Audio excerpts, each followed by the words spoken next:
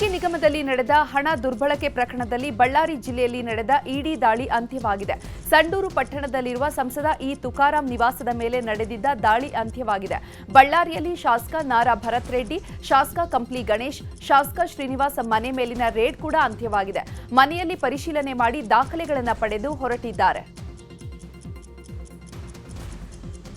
ಅದೇನಾಗಲ್ಲ. ಅವ್ರು ಕೂಡ ಇವಾಗೆಲ್ಲ ತಿಳಿಸ್ಕೊಟ್ಟಿವಿ, ಯಾವ ಥರ ಏನೇನು ಎಕ್ಸ್ಪ್ಲನೇಷನ್ ಬೇಕೋ ಅವ್ರಿಗೆಲ್ಲ ತಿಳಿಸಿದ್ದೀವಿ. ಅವರು ಕನ್ವಿನ್ಸ್ ಆಗಿದೆ. ನನ್ನ ಮನೆಯಲ್ಲಿ ಒಂದು ತುಂಡು ಪೇಪರು ತೊಗೊಂಡೋಗಿಲ್ಲ, ₹1 ತೊಗೊಂಡಿಲ್ಲ. ಪಂಚನಾಮ ಇದೆ, ಪಂಚನಾಮದಲ್ಲಿ ಬರೆದಿದ್ದಾರೆ ಸರ್ಚ್ ಪ್ರೊಸೀಡಿಂಗ್ಸಲ್ಲಿ ನಥಿಂಗ್ ವಾಸ್ ಸೀಸ್ಡ್ ಅಂತ ಬರೆದಿದ್ದಾರೆ. ₹1 ಆಗಿರ್ಬೋದು, ಒಂದು ಪೇಪರ್ ಆಗಿರ್ಬೋದು ನನ್ನ ಮನೆಯಿಂದ ಹೋಗಿಲ್ಲ. ನಿಮ್ಮ ಮೀಡಿಯಾದಲ್ಲಿ ನೋಡ್ತಿದ್ದೆ ಅದೇನೋ ಸಿಕ್ಕಿದೆ, ಅದು ಸಿಕ್ಕಿದೆ ಅಂತೇಳಿ. ಅವೆಲ್ಲ ಫ್ಯಾಬ್ರಿಕೇಟೆಡ್ ಡಾಕ್ಯುಮೆಂಟ್ಸ್ ನಿಮ್ಗೆ ಯಾರು ಕೊಡ್ತಾರೇನೋ ಗೊತ್ತಿಲ್ಲ. ಅವೆಲ್ಲ ಫೇಕ್ ಡಾಕ್ಯುಮೆಂಟ್ಸ್. ನನ್ನ ಮನೆಯಲ್ಲಿ ಒಂದು ಪೇಪರು ಸಿಗಲಿಲ್ಲ, ₹1 ಹಣನೂ ಸಿಗಲಿಲ್ಲ. ಷಡ್ಯಂತ್ರ ಅಂದರೆ ರಾಜಕೀಯ ಅಂದಾಗ ಷಡ್ಯಂತ್ರ ಇರುತ್ತೆ. ಷಡ್ಯಂತ್ರ ಅವರು ಮಾಡ್ತಾರೆ, ಸಮಯ ಬಂದಾಗ ನಾವು ಮಾಡಬೇಕಾಗುತ್ತೆ. ರಾಜಕೀಯದಲ್ಲಿ ಎಲ್ಲ ಇರುತ್ತೆ, ಇವೆಲ್ಲ ಫೇಸ್ ಮಾಡ್ಕೊಂಡು ಹೋಗ್ಬೇಕು. ರಾಜಕೀಯದಲ್ಲಿ ಇಂಥ ರೈಟ್ಗಳು ಆಗ್ತಿರ್ತವೆ, ಇನ್ನೊಂದು ತೊಂದರೆಗಳು ಬರ್ತಿರ್ತವೆ, ಎದುರಾಳಿಗಳು ಇರ್ತವೆ. ಅವನ್ನೆಲ್ಲ ಇದಾವೆ ಅಂತೇಳಿ ನಾವು ರಾಜಕೀಯ ಮಾಡೋಕ್ಕೆ ಇರೋದಂಗೆ ಆಗಲ್ಲ. ನಮ್ಮ ಕಾಂಗ್ರೆಸ್ ಪಕ್ಷ ನಮ್ಮ ಜೊತೆಗಿದೆ. ನನಗೇನೇನು ನೋಟಿಸ್ ಏನು ಇಲ್ಲ, ನನಗೇನು ನೋಟಿಸ್ ಏನು ಕೊಡಲಿಲ್ಲ. ಕೆಲವೊಂದು ಡಾಕ್ಯುಮೆಂಟ್ಸ್ ಏನೋ ಬ್ಯಾಂಕ್ ಡೀಟೇಲ್ಸ್ ಏನನ್ನ ಫರ್ನಿಷ್ ಮಾಡಿದ್ರೆ ಅದನ್ನು ಆಮೇಲೆ ಅಕೌಂಟೆಂಟ್ ಕೊಟ್ಟು ಕಳಿಸ್ತೀನಿ ಅಂತ ಹೇಳಿದ್ರು, ಕಳಿಸ್ಕೊಡ್ತೀನಿ. ಜನ ಆಶೀರ್ವಾದ ತಾಯಿ ದುರ್ಗಮ್ಮ ಇರೋವರೆಗೆ ರೆಡಿ ನಡೆಸೋಕೆ ಯಾರ ಕೈಲಿ ಆಗಲ್ಲ. ಭಾರತ ದೇಶದಲ್ಲಿ ನಡೀತಿದೆ, ಏನು ಬಳ್ಳಾರಿ ಒಂದೇ ಅಲ್ಲ, ಇಡೀ ಭಾರತ ದೇಶದಲ್ಲಿ ಕಾಂಗ್ರೆಸ್ ನಾಯಕರ ಮೇಲೆ ನಡೀತಿದೆ. ಆದರೆ ಕಾಂಗ್ರೆಸ್ ನಾಯಕರು, ಕಾಂಗ್ರೆಸ್ ಕಾರ್ಯಕರ್ತರು ಯಾವತ್ತೂ ಶಕ್ತಿಯುತವಾಗಿ ಇಂಥವು ಎಷ್ಟೇ ಷಡ್ಯಂತ್ರಗಳು ನಡೆದರೂ ಅದನ್ನು ಬಲವಾಗಿ ಅದನ್ನು ಎದುರಿಸ್ತಾರೆ. ಏನೋ ಅವ್ರ ಪ್ರೀತಿ ನಮ್ಮನ್ನು ನೋಡಬೇಕು, ಒಳ್ಳೆಯವರು, ಕಾಂಗ್ರೆಸ್ ಅವರು ಒಳ್ಳೆಯವರು, ಅವ್ರು ನೋಡಿ ಭೇಟಿಯಾಗೋಣ ಅಂತ ಇರ್ಬೋದು. ಅವರು ಇವತ್ತು ಮುಂಜಾನೆ 6:30 ಗಂಟೆಗೆ ಇಡಿ ಅವರು ಬಂದಿದ್ದರು. ಬಂದು ನಾವು ಸರ್ಚ್ ವಾರೆಂಟ್ ಮಾಡ್ತೀವಿ ಅಂತೇಳಿ ನೋಟಿಸ್ ತಂದಿದ್ದು. ನಾನು ಸ್ವಾಗತ ಮಾಡಿಬಿಟ್ಟು ಅವರಿಗೆ ಏನು ಬೇಕೋ ಬಂದಿದ್ದೀವಿ ಅಂತೇಳಿ, ಬೆಂಗಳೂರಿಂದ ಬಂದಿದ್ದೀವಿ ಅಂತೇಳಿದ್ರು. ಆಯಿತು ಮಾಡ್ಕೊಳ್ಳಿ ಅಂತೇಳಿ 6:30ಯಿಂದ 8:40ವರೆಗೆ ಇಲ್ಲೇ ಮಠ ಕಂಪ್ಲೀಟಾಗಿ ಎಲ್ಲ ದಾಖಲಾತಿಗಳನ್ನ ಎಲ್ಲದನ್ನು ಕೂಡ ಸರ್ಚ್ ಮಾಡಿದರು. ರಿಗಾರ್ಡಿಂಗು ನಾನು 4 ಎಲ್ಲ ಡೀಟೇಲ್ಸ್ ಎಲ್ಲ ತಗೊಂಡಿದ್ದಾರೆ. ನಾವು ಯಾವಾಗಲಿಂದ ಕಂಟೆಸ್ಟ್ ಮಾಡಿದ್ದೀನಿ, ನನ್ನ ಕ್ವಾಲಿಫಿಕೇಷನ್ ಏನು, ನಮ್ಮ ಫ್ಯಾಮಿಲಿಗೆ ಎಷ್ಟು ಜನ ಇದ್ದೀನಿ, ಎಲ್ಲದು ಕೂಡ ಡೀಟೇಲ್ಸ್ ಹೇಳಿದ್ದೀನಿ. ಅದರಲ್ಲಿ ಅಸೆಟ್ಸ್ ಆ್ಯಂಡ್ ಲ್ಯಾಬಿಲಿಟೀಸು, ಲೋಕಾಯುಕ್ತ ಅದೆಲ್ಲ ಕೇಳಿ ನಾನು ಲೋಕಾಯುಕ್ತದಲ್ಲೆಲ್ಲ ಕೊಟ್ಟಿದ್ದೀನಿ. ಇಷ್ಟು ವರ್ಷ ನನ್ನ ರಾಜಕೀಯ ಜೀವನದಾಗ ನಾವು ಸಾರ್ವಜನಿಕ ಜೀವನದಲ್ಲಿ ನಾರ್ಮಲಿ ವರ್ಷನೂ ನಾವು ಕೊಡ್ತೀವಿ, ಅದೇ ಸ್ಟೇಟ್ಮೆಂಟೇ ನಾನೆಲ್ಲ ಕೊಟ್ಟಿದ್ದೀನಿ. ಅದಾದಮೇಲೆ ವಾಲ್ಮೀಕಿ ನಿಗಮದ ಕೂಡ ಎಲ್ಲ ಕೇಳಿದರು. ಅವರೆಲ್ಲ ಕೇಳಿದಾಗ ನಾನು ಹೇಳಿದ್ದೀನಿ ನನಗೂ ಇದಕ್ಕೂ ಸಂಬಂಧ ಯಾವುದಿಲ್ಲ ಅಂತಂತೆಲ್ಲ ಸ್ಟೇಟ್ಮೆಂಟ್ ಎಲ್ಲ ಮಾಡಿಸಿದ್ದೀನಿ ಎಲ್ಲರೂ ಕೂಡ. ಅದು ಅವರು ಕೋರ್ಟ್ ಲೆವೆಲಲ್ಲಿ ಅದನ್ನು ಕೇಳ್ತಾರೆ. ಸರ್ ನನಗೆ ನೋಡಿ ಅದಕ್ಕೆ ಇದಕ್ಕೂ ಸಂಬಂಧನೇ ಇಲ್ಲ, ಇದಕ್ಕೆ ಸಂಬಂಧನೇ ನನಗೆ ಗೊತ್ತೂ ಇಲ್ಲ ಕೂಡ. ಇನ್ನು ಬೆಂಗಳೂರಿನಲ್ಲಿ ಮಾಜಿ ಸಚಿವ ನಾಗೇಂದ್ರ ಮನೆ, ಕಚೇರಿ ಮೇಲೆ ಕೂಡ ಇಡಿ ದಾಳಿ ಆಗಿದೆ. ಕೋಡಿಗೆಹಳ್ಳಿಯ ನಾಗೇಂದ್ರ ಫ್ಲಾಟ್, ಶಾಸಕರ ಭವನದ ಕಚೇರಿ ಮೇಲೆ ದಾಳಿ ಮಾಡಿ ರಾತ್ರಿ 8 ಗಂಟೆ ಸುಮಾರಿಗೆ ಶೋಧ ಮುಗಿದಿದೆ. ದಾಳಿ ವೇಳೆ ಕೆಲವು ದಾಖಲೆಗಳನ್ನು ವಶಕ್ಕೆ ಪಡೆಯಲಾಗಿದೆ. ಯಾರ್ಯಾರಿಗೆ ಎಷ್ಟೆಷ್ಟು ಹಣ ವರ್ಗಾವಣೆ ಆಗಿದೆ ಎಂಬ ದಾಖಲೆಗಳು ಸಿಕ್ಕಿದೆ ಎನ್ನಲಾಗ್ತಾ ಇದೆ. ಕಂಪ್ಲಿ ಗಣೇಶ್ಗೆ ₹3 ಕೋಟಿ, ತುಕಾರಾಂ ಅವರಿಗೆ ₹10 ಕೋಟಿ, ಡಾಕ್ಟರ್ NT ಶ್ರೀನಿವಾಸ್ ಹಣ ರವಾನೆ ಮಾಡಿದ್ದಾಗಿ ಬರೆದಿಟ್ಟಿದ್ದಂತಹ ಚೀಟಿಯೇ ಈಗ ಇಡಿ ರೇಡ್ಗೆ ಕಾರಣವಾಗಿದೆ. ಕಾಂಗ್ರೆಸ್ ಶಾಸಕರ ಮನೆ ಮೇಲೆ ಇಡಿ ದಾಳಿ ಮಾಡಿರುವಂಥ ವಿಚಾರದ ಬಗ್ಗೆ ಚಿಕ್ಕಬಳ್ಳಾಪುರದಲ್ಲಿ ಮಾತನಾಡಿರುವಂಥ ಸಿಎಂ ಸಿದ್ದರಾಮಯ್ಯ, ಕಾನೂನು ಅನುಷ್ಠಾನವನ್ನು ನಾವು ಅಡ್ಡಿಪಡಿಸಲ್ಲ, ಕಾನೂನು ದುರ್ಬಳಕೆ ಮಾಡಿಕೊಳ್ಳುವಂಥ ಕೆಲಸವನ್ನು ಬಿಜೆಪಿ ಮಾಡ್ತಾ ಇದೆ ಅಂತ ಆಕ್ರೋಶವನ್ನು ವ್ಯಕ್ತಪಡಿಸಿದ್ದಾರೆ. ಇನ್ನು ಇದೇ ವಿಚಾರವಾಗಿ ಕಲಬುರಗಿಯಲ್ಲಿ ಮಾತನಾಡಿರುವಂಥ ಎಸಿಸಿ ಅಧ್ಯಕ್ಷ ಮಲ್ಲಿಕಾರ್ಜುನ್ ಖರ್ಗೆ, ಇಡಿ ಅವರಿಗೆ ಕಾಂಗ್ರೆಸ್ ಪಾರ್ಟಿ ಮೇಲೆ ಸಿಟ್ಟಿದೆ, ನಮ್ಮ ಪಕ್ಷವನ್ನು ಒಡೆಯುವಂಥ ಕೆಲಸವನ್ನು ಮಾಡ್ತಾ ಇದ್ದಾರೆ ಅಂತ ಕಿಡಿಕಾರಿದರು. ಇದೇ ವಿಚಾರವಾಗಿ ಡಿಸಿಎಂ ಡಿಕೆ ಕೂಡ ಮಾತನಾಡಿದ್ದಾರೆ. ಮಾಡಲಿ ಅನ್ನೋದು ಅಷ್ಟೇ. ಯಾವುದೇ ಕಾನೂನಿನ ಉಲ್ಲಂಘನೆ ಆಗಿದ್ರೆ ಅದಕ್ಕೆ ಸಪೋರ್ಟ್ ಮಾಡಲ್ಲ. ಯಾವುದೇ ಕಾನೂನಿನ ಅನುಷ್ಠಾನದಲ್ಲಿ ಅಡ್ಡಿ ಬರಲ್ಲ, ಅಡ್ಡಿಪಡಿಸಲ್ಲ. ನ್ಯಾಚುರಲಿ ಇಡಿದವ್ರು ಮಾಡಿದಾರಂದ್ರೆ ಅವರಿಗೆ ಕಾಂಗ್ರೆಸ್ ಪಾರ್ಟಿ ಮೇಲೆ ಮೊದಲಿಂದ ಸಿಟ್ಟಿದೆ ಮತ್ತು ಕಾಂಗ್ರೆಸ್ ಪಾರ್ಟಿಗೆ MLAಗಳಿಗೆ ಟಾರ್ಗೆಟ್ ಮಾಡಿ ಮಾಡ್ತಾರಂದ್ರೆ ಅದು ವಿಶೇಷವಾದಂಥ ಅವರು ನಮ್ಮ ಪಕ್ಷವನ್ನು ಒಡೆಯೋದಕ್ಕೆ ಒಂದು ಸಂಚು ಮಾಡ್ತಾ ಇದ್ದಾರೆ. ಇಲ್ಲಿರ್ತಕ್ಕಂಥ MLAಗಳಿಗೆ ಅಥವಾ ಇಲ್ಲಿರ್ತಕ್ಕಂಥ ಪಾರ್ಟಿ ಒಂದು ಶಾಸಕರಿಗೆ ಡಿವೈಡ್ ಮಾಡಬೇಕು ಅಂತಕ್ಕಂಥ ಅವ್ರ ಪ್ರಯತ್ನ ನಡೆದಿದೆ. ಇಡಿದವರು ತಿರುವು ಕೊಡ್ತಾರೋ ಅಥವಾ ಯಾವ ರೀತಿಯಾಗಿ ಅವರು ಇದು ಕೇಸ್ ಮಾಡ್ತಾರೋ ಅದ್ರ ಮೇಲೆ ಡಿಪೆಂಡ್ ಇದೆ. ಅದನ್ನು ನಾನು ಕೂಡ ಅವರು ಫೋನ್ ಮಾಡಿ ತಿಳ್ಕೊಂಡು ಅಥವಾ ಚೀಫ್ ಮಿನಿಸ್ಟರ್ ಫೋನ್ ಮಾಡಿ ತಿಳ್ಕೊಂಡು ಇದನ್ನು ನೋಡೋಣ ಮುಂದೆ. ಎಲ್ಲ ಶಾಸಕರ ಮೇಲೆ ನನ್ನ ಪ್ರಕಾರ ಅವರು ಯಾವ ಇದಕ್ಕೂ ಸಂಬಂಧ ಇಲ್ಲ. ಯಾರೋ ಪಿ ಎ ಚೀಟಿ ಬರ್ತಿಲ್ಲ ಅಂತ ಹೇಳಿ ಮಾಧ್ಯಮದಲ್ಲಿ ಬಂದಿತ್ತು. ನಮ್ಮ ಮಂತ್ರಿಗಳಾಗಲಿ ನಮ್ಮ ಶಾಸಕರಾಗಲಿ ಯಾವ ಇನ್ವಾಲ್ವ್ ಆಗಿಲ್ಲ, ಯಾವ ವೋಟರ್ಸ್ ಇಲ್ಲ, ಅವ್ರು ಯಾವ ಎಲೆಕ್ಷನ್ ಅಲ್ಲಿ ಯಾವ ಹಣ ತೋರಿಸಿಲ್ಲ. ಏನು ಆ ದುಡ್ಡು ಮಿಸ್ಯೂಸ್ ಯಾರು ಅಧಿಕಾರಿಗಳು ಮಾಡಿದ್ರು ಅದನ್ನ 90% ರಿಕವರಿ ಮಾಡಿದ್ದಾರೆ ಅಂತ ಹೇಳಿ ನನಗೆ ಆಫೀಸರ್ಸ್ ತಿಳಿಸಿದ್ರು. ಸೊ ನಮ್ಮ ಶಾಸಕರಿಗೂ ಈ ಇದಕ್ಕೂ ಈ ಒಂದು ಎಸ್ ಟಿ ವಾಲ್ಮೀಕಿ ಇದಕ್ಕೂ ಯಾವ ಬಳ್ಳಾರಿಯಲ್ಲಿ ಸಂಸದ ಹಾಗೂ ಶಾಸಕರ ನಿವಾಸದ ಮೇಲೆ ಇಡಿ ದಾಳಿ ಮಾಡಿದ ವಿಚಾರವಾಗಿ ಮಾತನಾಡಿದ ಮಾಜಿ ಶಾಸಕ ಶ್ರೀರಾಮುಲು ಕಾಂಗ್ರೆಸ್ ನಾಯಕರ ವಿರುದ್ಧ ಕಿಡಿಕಾರಿದ್ರು. ಈ ನಾಯಕರುಗಳು ಸಾಚಾತರ ಮಾತನಾಡ್ತಿದ್ದಾರೆ.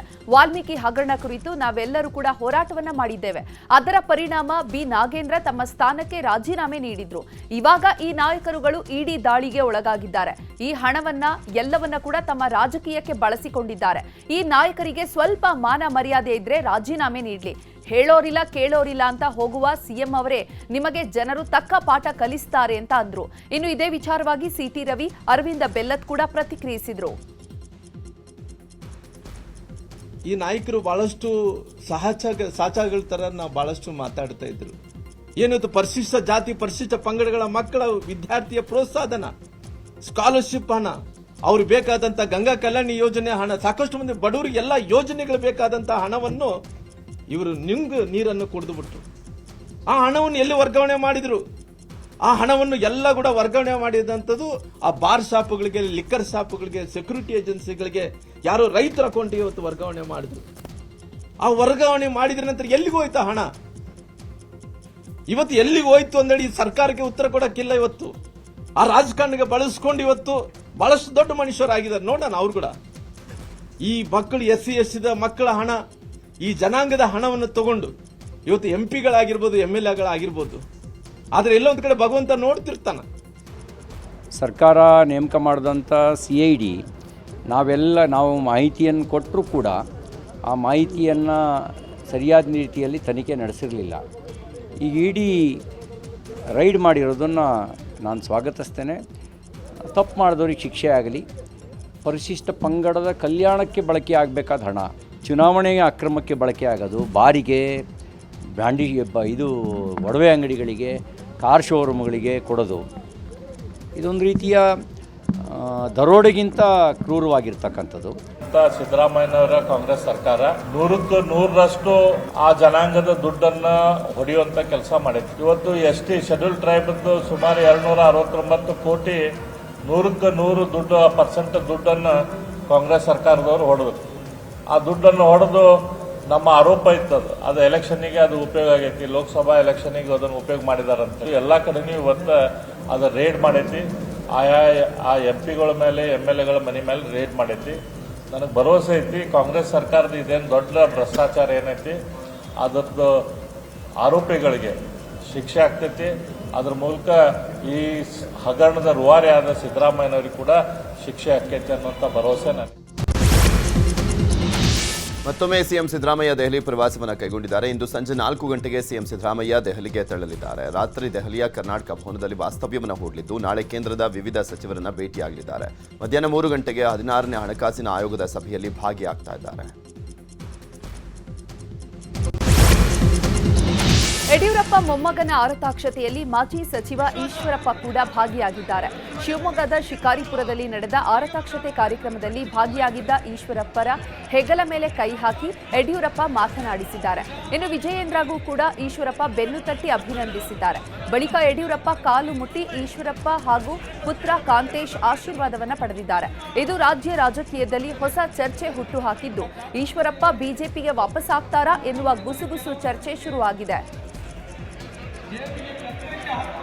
ಈ ಕುರಿತು ಬೆಂಗಳೂರಿನಲ್ಲಿ ಮಾತನಾಡಿರುವ ಬಿಜೆಪಿ ಎಂಎಲ್ಸಿ ರವಿಕುಮಾರ್, ಬಿಎಸ್ವೈ ನಿವಾಸದ ಖಾಸಗಿ ಕಾರ್ಯಕ್ರಮವಾಗಿದ್ದರಿಂದ ಈಶ್ವರಪ್ಪ ಭಾಗಿಯಾಗಿದ್ದಾರೆ. ಇದರಲ್ಲಿ ಯಾವುದೇ ಬೇರೆ ಚರ್ಚೆ ಇಲ್ಲ ಅಂತ ಹೇಳಿದ್ದಾರೆ. ಅಲ್ಲಿ ಸಹಜವಾಗಿ ಈಶ್ವರಪ್ಪ ಅವ್ರನ್ನ ಯಡಿಯೂರಪ್ಪನವರ ಮಗ ರಾಘವೇಂದ್ರ ಅವರು ಹೋಗಿ ಈಶ್ವರಪ್ಪ ಅವ್ರನ್ನ ಮನೆಗೆ ಹೋಗಿ ಕರೆದಿದ್ದಾರೆ. ಆ ಹಿನ್ನೆಲೆಯಲ್ಲಿ ಮದುವೆಯ ಕಾರ್ಯಕ್ರಮದಲ್ಲಿ ಭಾಗವಹಿಸಿದ್ದಾರೆ. ಈ ರೀತಿಯ ವಿಚಾರಗಳು, ಈ ಥರ ಸಂಬಂಧಗಳು ರಾಜಕೀಯದಿಂದ ಹೊರತಾಗಿರ್ತಕ್ಕಂಥ ಸಂಬಂಧಗಳು ಇರಬೇಕು ಅಂತೇಳಿ ನಾವಾದರೂ ಕೂಡ ಇಷ್ಟಪಡ್ತೀವಿ, ಸಮಾಜ ಇಷ್ಟಪಡುತ್ತೆ. ಆ ಹಿನ್ನೆಲೆಯಲ್ಲಿ ರಾಘವೇಂದ್ರ ಅವರ ಮಗನ ಮದುವೆ ಕಾರ್ಯಕ್ರಮದಲ್ಲಿ ಈಶ್ವರಪ್ಪ ಅವರು ಭಾಗಿಯಾಗಿರ್ತಕ್ಕಂಥದ್ದು ಬಹಳ ಸಂತೋಷದ ವಿಷಯ ಅಂತೇಳಿ ನಾನು ಈ ಸಂದರ್ಭದಲ್ಲಿ ಹೇಳ್ತೀನಿ. ಜಾತಿ ಗಣತಿ ಮರು ಸರ್ವೆ ಮಾಡುವಂತೆ ರಾಜ್ಯ ಸರ್ಕಾರಕ್ಕೆ ಕಾಂಗ್ರೆಸ್ ಹೈಕಮಾಂಡ್ ಸೂಚನೆಯನ್ನು ಕೊಟ್ಟಿದೆ. ಈ ವಿಚಾರವಾಗಿ ಚಿಕ್ಕಬಳ್ಳಾಪುರದಲ್ಲಿ ಮಾತನಾಡಿರುವಂತಹ ಸಿಎಂ ಸಿದ್ದರಾಮಯ್ಯ, ರಾಜ್ಯದಲ್ಲಿ ಮತ್ತೆ ಜಾತಿ ಜನಗಣತಿ ಮಾಡ್ತೇವೆ, ಹೈಕಮಾಂಡ್ ಹೇಳಿದಂತೆ ಜಾತಿ ಜನಗಣತಿ ಮಾಡಲಿಕ್ಕೆ ಬದ್ಧರಾಗಿದ್ದೇವೆ ಅಂತ ಹೇಳಿದ್ದಾರೆ. ಈ ನಡುವೆ ಇಂದು ಕ್ಯಾಬಿನೆಟ್ ಸಭೆ ನಡೆಯಲಿದೆ. ಸಭೆಯಲ್ಲಿ ಜಾತಿ ಗಣತಿ ವಿಚಾರವಾಗಿ ಚರ್ಚೆ ಆಗಲಿದೆ. ಜಾತಿ ಗಣತಿ ಹೇಗಾಗಬೇಕು, ಹೇಗೆ ಮಾಡಬೇಕು ಅಂತ ಚರ್ಚೆ ಮಾಡಲಾಗುತ್ತೆ ಅಂತ ಸಚಿವ ಎಂಬಿ ಪಾಟೀಲ್ ತಿಳಿಸಿದ್ದಾರೆ. ಮರು ಜಾತಿ ಜನಗಣತಿ ವಿಚಾರವಾಗಿ ಬಿಜೆಪಿ ಎಂಎಲ್ಸಿ ಸಿಟಿ ರವಿ ಪ್ರತಿಕ್ರಿಯೆ ನೀಡಿದ್ದು, ಕಾಂಗ್ರೆಸ್ ನಾಯಕರು ಕಾಂತರಾಜು ವರದಿ ವೈಜ್ಞಾನಿಕ ಅಂತ ಸಮರ್ಥನೆ ಮಾಡಿಕೊಳ್ತಿದ್ರು, ಅದಕ್ಕಾಗಿ ನೂರಾರು ಕೋಟಿ ಖರ್ಚು ಮಾಡಿದ್ರು. ಈಗ ಜಾತಿ ಗಣತಿ ಅವೈಜ್ಞಾನಿಕ ಅಂತಾದ್ರೆ ಸರ್ಕಾರದ ಹಣ ನಷ್ಟ ಮಾಡಿದವರಿಂದ ರಿಕವರಿ ಮಾಡಿ. ನಿಮ್ಮ ರಾಜಕೀಯ ತೆವಲಿಗೆ ಸರ್ಕಾರದ ಹಣ ವೇಸ್ಟ್ ಆಗಿದೆ. ಹೈಕಮಾಂಡ್ ಒತ್ತಡಕ್ಕೆ ಜಾತಿ ಗಣತಿ ವರದಿ ಬಲಿಯಾಯ್ತಾ ಅನ್ನೋ ಪ್ರಶ್ನೆಯನ್ನ ಮಾಡಿದ್ರು. ಇನ್ನು ಇದೇ ವಿಚಾರವಾಗಿ ಬಿಜೆಪಿ ನಾಯಕ ಸುನಿಲ್ ಕುಮಾರ್ ಕೂಡ ಪ್ರತಿಕ್ರಿಯೆ ನೀಡಿದ್ದಾರೆ. ಈಗ ಮತ್ತೆ ಜಾತಿ ಗಣತಿ ಅಂತ ಹೇಳ್ತಾ ಇದ್ದಾರೆ. ಸರ್ಕಾರದ ಬೊಕ್ಕಸ ನೂರಾರು ಕೋಟಿ ರೂಪಾಯಿ ಖರ್ಚು ಮಾಡಿ ನೀವು ಮುಂಚೆ ಮಾಡಿದ ವರದಿ ಅವೈಜ್ಞಾನಿಕ ಅಂತ ಒಪ್ಕೊಳ್ತೀರಾ? ಅವೈಜ್ಞಾನಿಕ ಅಂತ ಒಪ್ಕೊಳ್ಳೋದಾದರೆ ಸರ್ಕಾರದ ಹಣವನ್ನು ವಸೂಲಿ ಮಾಡಿ.